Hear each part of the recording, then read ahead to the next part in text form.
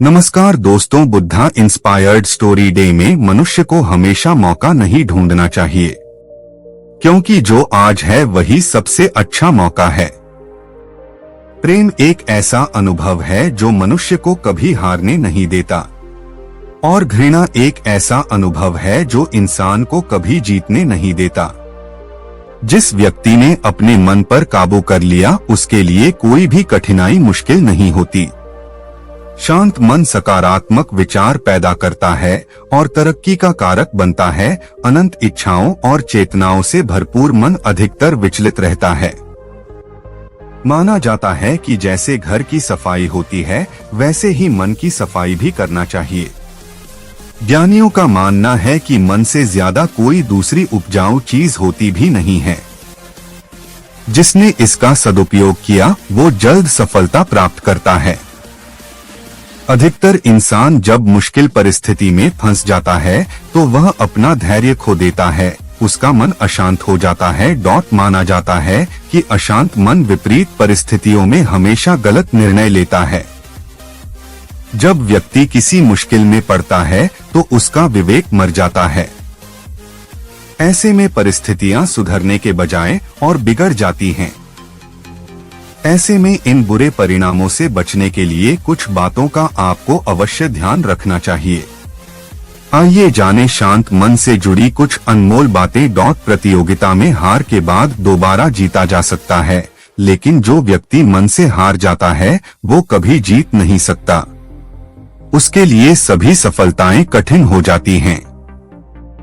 जीवन में उस इंसान के साथ समय अधिक बिताना चाहिए जो आपको प्रेरित करे या आप उससे कुछ सीख सकें। उस व्यक्ति के साथ समय न बिताएं जिसे आपको हमेशा प्रेरित करता है। हर इंसान का मन ही उसकी तरक्की की राह बनाता है।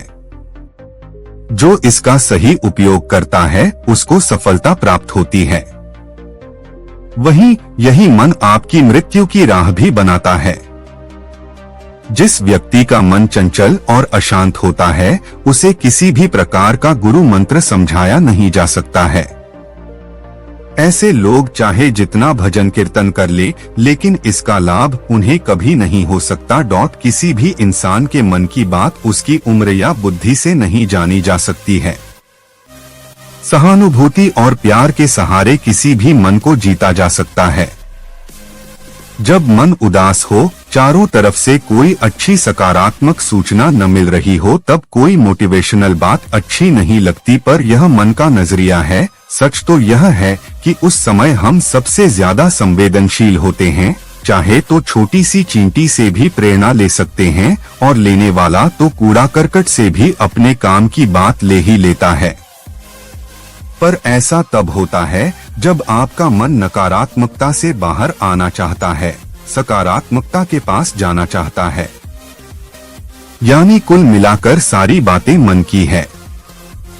मन के हारे हार है, मन के जीते जीत।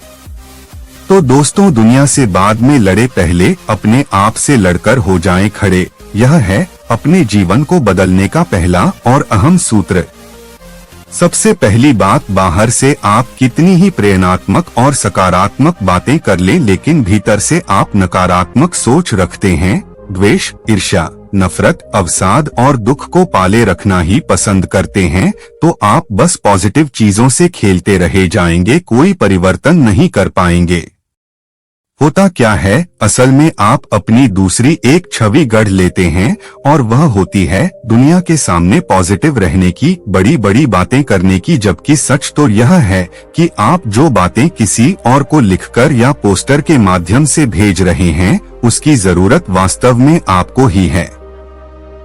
इसलिए फ्रेंड्स, आंखें खोलिए, खुद का सामना कीजिए। अगर आप डिप्रेशन में हैं, तो नाटक मत कीजिए, सच को स्वीकार कीजिए कि हाँ, मैं अवसादग्रस्त हूँ। अब दूसरी बात जो खुद से कहनी है वो यह कि मैं इससे बाहर आना चाहती हूँ या चाहता हूँ।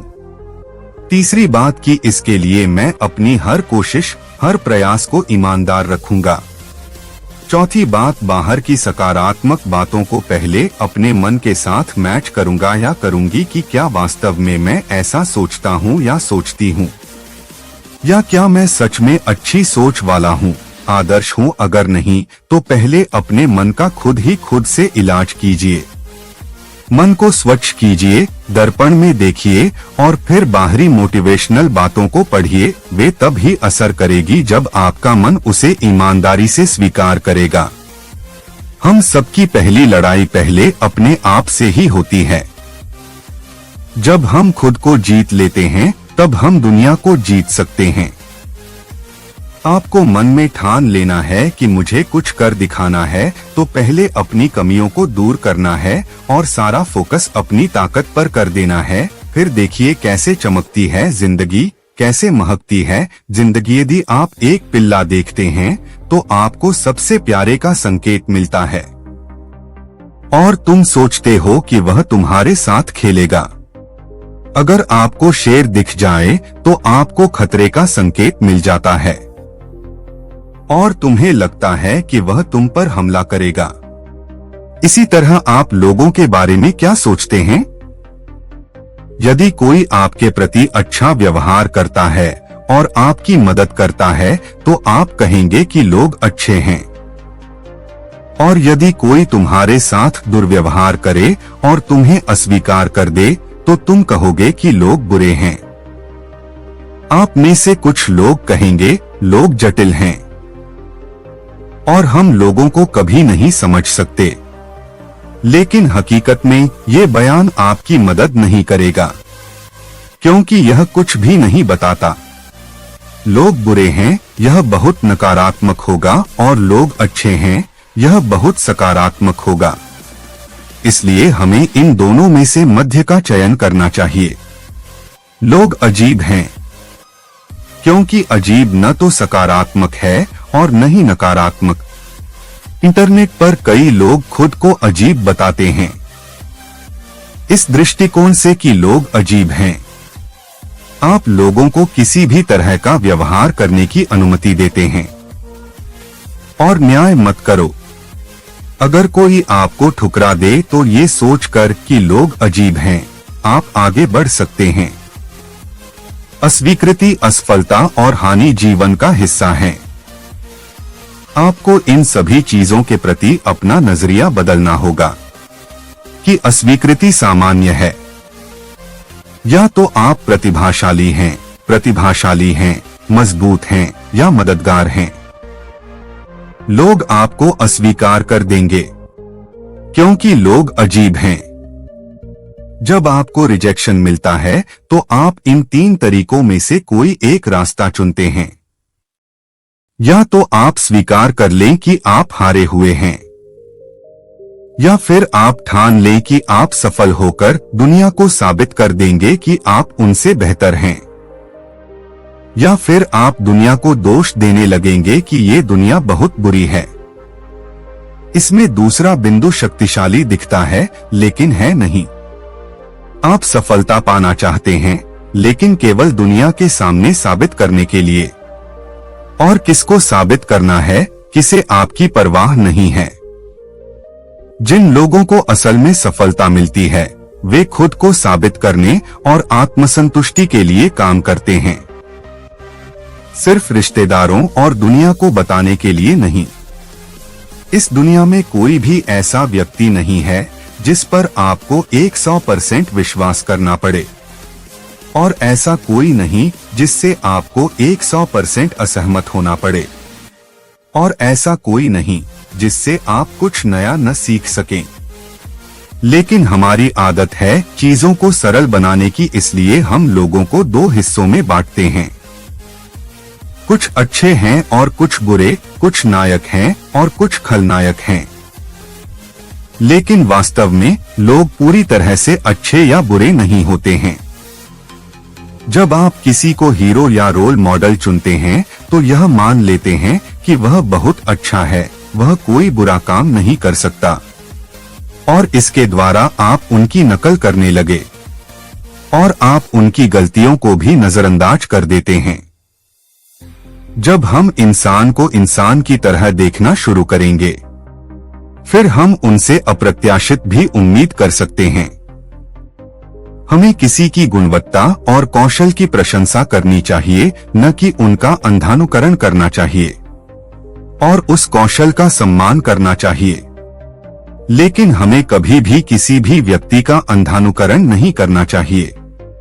बहुत से लोगों ने आपसे कहा होगा कि अलग सोचो, दायरे से बाहर सोचो, अपना दिमाग खोलो आदि।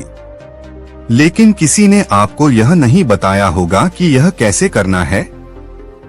बचपन में जब हमें कुछ जानना होता था तो कोई न कोई जानकारी का पैकेट दे देता था, जिससे हम संतुष्ट थे और खुद सोचने के बजाय बिना किसी सवाल के हमने मान लिया कि या तो यह सही है या नहीं। और आज भी हमारी आदतें वही हैं, अपनी सोचने की क्षमता को नजरअंदाज कर सूचनाओं के पैकेट पर निर्भर हो जाते हैं। एक क्लिक में जानकारी उपलब्ध होने के कारण अगर हमें कोई जानकारी नहीं मिलती तो हम दूसरी जानकारी ढूंढने में लग जाते हैं। हम खुद सोचने के बजाय कोई जादुई जानकारी ढूंढने में माहिर हो गए हैं। हो सकता है कि वह जानकारी हमारी समस्याओं का समाधान कर दे। इसका मतलब यह नहीं है कि आप किताबें पढ़ना और पोस्ट पढ़ने बंद कर दें। इसका मतलब है कि जानकारी लेने से पहले और बाद में सोचें। जो जानकारी आप अभी जानते हैं वह प्रासंगिक है या नहीं, और यदि हाँ तो आप इसे अपने जीवन में कैसे लागू कर सकते हैं, और क्या आपकी आवश्यकताओं के अनुरूप कुछ भी बदलने की आवश्यकता है। क्योंकि कभी कभी हम एक ही चीज को लागू नहीं कर पाते हैं, इसमें हमारी आवश्यकताओं के अनुसार कुछ बदलने की आवश्यकता होती है।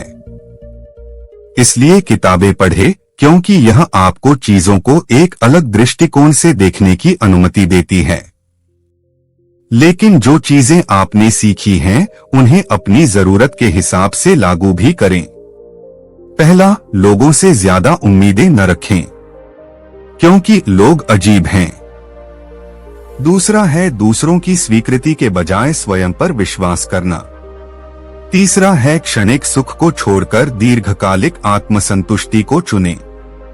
चौथा, अपने आप को एक राष्ट्र के रूप में देखें। पांचवी बात यह है कि आंख मूंद कर किसी का अनुसरण न करें। आपको किसी की जो खूबी पसंद आती है बस उसकी उसी खूबी की प्रशंसा करें। और आखिरी बात यह है कि किसी भी समस्या को खोजने से पहले सोचने की आदत डालें। ये बातें की नवीनतम और सबसे ज्यादा बिकने वाली से सीखी हैं। और भी बहुत सी बातें यहाँ सिखाई जाती हैं जो बहुत मददगार हैं। इसलिए मैं अत्यधिक अनुशंसा करता हूँ कि इस पुस्तक को एक बार खरीदे और पढ़े। यहाँ कई अच्छे दृष्टिकोण सिखाए जाते हैं जो आपको जीवन, समस्याओं और लोगों को देखने के कुछ अलग दृष्टिकोण देंगे। कुछ लोगों को कड़ी मेहनत के बाद भी आशा के अनुरूप फल नहीं मिल पाते हैं और निराशा बढ़ने लगती है। ऐसी स्थिति में सकारात्मकता बनाए रखनी चाहिए और मेहनत में कमी नहीं करनी चाहिए। इस संबंध में गौतम बुद्ध से जुड़ा एक प्रसंग प्रचलित है जिसमें सुखी जीवन और सफलता पाने के सूत्र छिपे हैं। अगर इन सूत्रों को जीवन में उतार लिया जाए तो हम कई परेशानियों से बच सकते हैं और अपने लक्ष्य तक पहुंच सकते हैं। यहाँ जानिए वह प्रसंग जिसमें बताया गया है कि हम कैसे सफल हो सकते हैं। प्रचलित प्रसंग के अनुसार एक बार अपने शिष्यों के साथ किसी गांव में उपदेश देने जा रहे थे। गांव पहुंचने से पहले रास्ते में उन लोगों को जगह जगह बहुत सारे गड्ढे खुदे हुए दिखाई दिए। महात्मा बुद्ध का एक शिष्य इन गड्ढों को देखकर सोचने लगा कि इनका रहस्य क्या है। उसने अपने गुरु बुद्ध से पूछा कि तथागत कृपया मुझे इन गड्ढों का रहस्य बताएं, एक साथ इतने सारे गड्ढे किसने और क्यों खोदे हैं। गौतम बुद्ध ने शिष्य को जवाब दिया कि किसी व्यक्ति ने पानी की तलाश में ने इतने सारे गड्ढे खोदे हैं। अगर वह धैर्यपूर्वक एक ही जगह पर गड्ढा खोदता तो उसे पानी अवश्य मिल जाता, लेकिन वह थोड़ी देर गड्ढा खोदता और पानी न मिलने पर दूसरी जगह गड्ढा खोदना शुरू कर देता। इस कारण उसे कहीं भी पानी नहीं मिला। बुद्ध ने शिष्यों को समझाया कि अगर कोई व्यक्ति किसी काम में सफल होना चाहता है तो उसे कड़ी मेहनत करनी होती है, लेकिन कड़ी मेहनत के साथ ही स्वभाव में धैर्य होना भी जरूरी है। कभी कभी लंबे समय तक मेहनत करने के बाद ही सफलता मिल पाती है। ऐसी स्थिति में व्यक्ति को धैर्य बनाए रखना चाहिए, वरना सफलता नहीं मिल पाती है। पुराने समय में राजा के महल में एक नया सेवक आया। राजा ने उससे पूछा कि तुम्हारा नाम क्या है। सेवक ने जवाब दिया कि महाराज, जिस नाम से आप बुलाएंगे वही मेरा नाम होगा। इसके बाद राजा ने पूछा कि तुम क्या खाओगे। सेवक ने कहा कि जो आप खाने को देंगे वही मैं खा लूंगा। राजा ने अगला सवाल पूछा कि तुम्हें किस तरह के वस्त्र पहनना पसंद हैं। सेवक ने कहा कि राजन, जैसे वस्त्र आप देंगे मैं खुशी खुशी धारण कर लूंगा। राजा ने पूछा कि तुम कौन कौन से काम करना चाहते हो। सेवक ने जवाब दिया कि जो काम आप बताएंगे मैं वह कर लूंगा। राजा ने अंतिम प्रश्न पूछा कि तुम्हारी इच्छा क्या है। सेवक ने कहा कि महाराज, एक सेवक की कोई इच्छा नहीं होती है। मालिक जैसे रखता है उसे वैसे ही रहना पड़ता है। ये जवाब सुनकर राजा बहुत खुश हुआ और उसने सेवक को अपना गुरु बना लिया। राजा ने सेवक से कहा कि आज तुमने मुझे बहुत बड़ी सीख दी है। अगर हम भक्ति करते हैं तो भगवान के सामने किसी तरह की शर्त या इच्छा नहीं रखनी चाहिए। तुमने मुझे समझा दिया कि भगवान के सेवक को कैसा होना चाहिए। इस प्रसंग की सीख यह है कि हमें भक्ति करते समय भगवान के सामने किसी तरह की शर्त नहीं रखनी चाहिए। भक्ति हमेशा निस्वार्थ भाव से ही करना चाहिए। तो दोस्तों, इस वीडियो से आपने क्या सीखा, अपनी राय कमेंट में दें और ओम बुद्धाय नमः लिखना मत भूले। और हमारे चैनल पर नए हैं तो प्लीज चैनल को सब्सक्राइब करें, लाइक कमेंट ज्यादा से ज्यादा शेयर करें लोगों के पास, ताकि लोगों को इस वीडियो को देखकर कुछ सीखने को मिले।